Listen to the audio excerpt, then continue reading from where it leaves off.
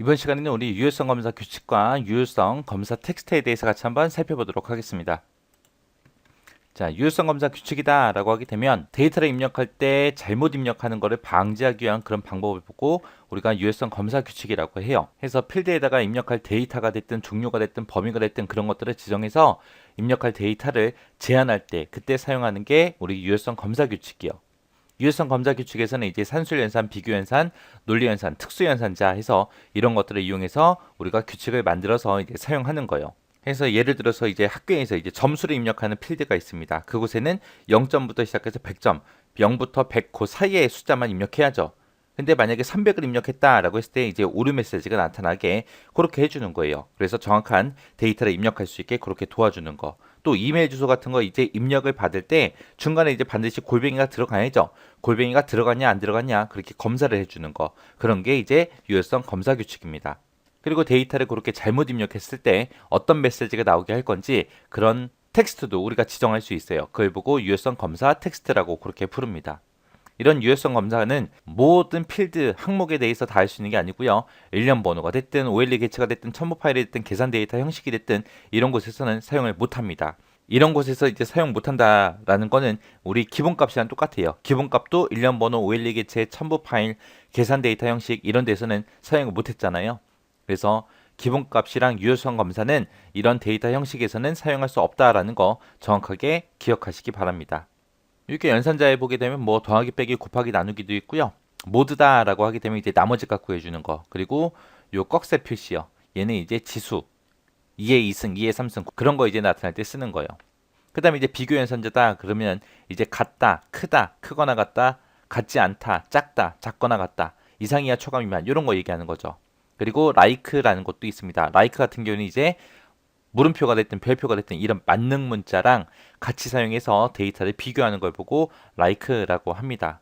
그 다음에 논리 연산자에는 and or not 이런 게 있고요. 특수 연산자에는 이제 in 그리고 between 이런 게 있습니다. in 그러면 여러 개 지정한 값 중에 이제 하나만 골라서 써라. 그런 거 이제 나타낼 때 쓰는 거고요. between이다 라고 하게 되면 지정된 값 사이의 값만 입력해라 라고 할 때 우리가 between이라는 연산자를 사용합니다. 이런 연산자가 있다. 여기서 이제 좀 특이한 게 like, in, between 이런 것들 있죠. 이런 것들은 잘 기억하시기 바랍니다. 그리고 이 형식에서 사용 못하는 거 요거 잘 기억하셔야 돼요. 자, 그럼 이제 유효성 검사 규칙 그 예제를 통해서 한번 같이 자세히 보도록 하겠습니다.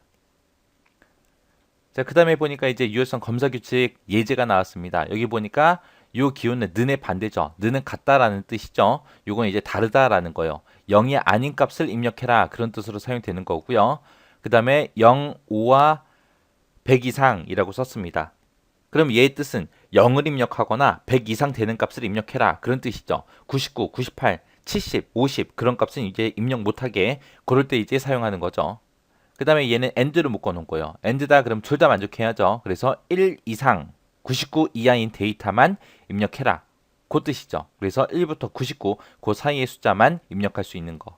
그 다음에 like다 해서 이제 like에서 이제 별표를 쓴 게 나왔고 like에서 이제 물음표 쓴 게 나왔습니다. 이 별표는 모든 문자를 다 대신해 주는 거죠. 그래서 입력하는 데이터 중에서 가운데 이제 뭐가 들어있는 거? 골뱅이가 포함된 거. 그러니까 이메일 주소 같은 거 입력할 때 그때 이제 걸어주는 그런 유효성 검사 규칙이겠죠. 그 다음에 이제 like하고 이렇게 썼습니다. 요 물음표는 이제 한 글자를 대신해 준다 그랬어요. 그러니까 물음표를 세 글자 찍었으니까 이제 요거는 이제 세 글자 차지하는 거고요. 앞에는 반드시 뭘로 시작해야 된다? A하고 빼기로 시작해야 되더라. 그래서 반드시 A 빼기로 시작하는 전체 몇 글자 5개의 문자를 입력할 수 있게 그렇게 만들어 놓은 거예요. 그 다음에 in이다 라고 하게 되면 요 세 개 중에 하나 선택해라 그런 뜻이요.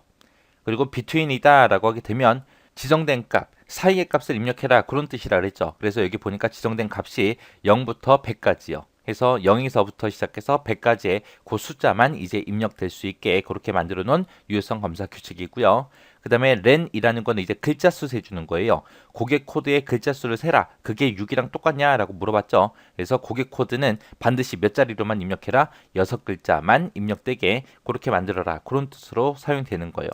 그래서 이 유효성 검사 규칙 예제도 엄청나게 자주 나와요. 자주 나오니까 이거 꼭 이해하고 지나가셔야 돼요.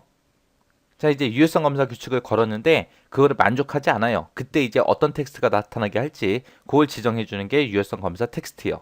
그래서 유효성 검사 규칙에 어긋날 경우, 어긋났다라고 하게 되면 이제 오류가 났다라는 얘기죠. 그때 오류 메시지를 표시하기 위한 그런 촉성을 보고 유효성 검사 텍스트라고 합니다. 만약에 우리가 이런 검사 텍스트 이런 거를 따로 지정하지 않으면 XX 프로그램에 있는 그런 표준 오류 메시지가 그렇게 표시가 돼요. 이렇게 해서 이제 유효성 검사 규칙 시험에 자주 나와요. 그 연산자들 잘 기억하시고요. 예제를 통해서 그것도 잘 기억하시기 바랍니다.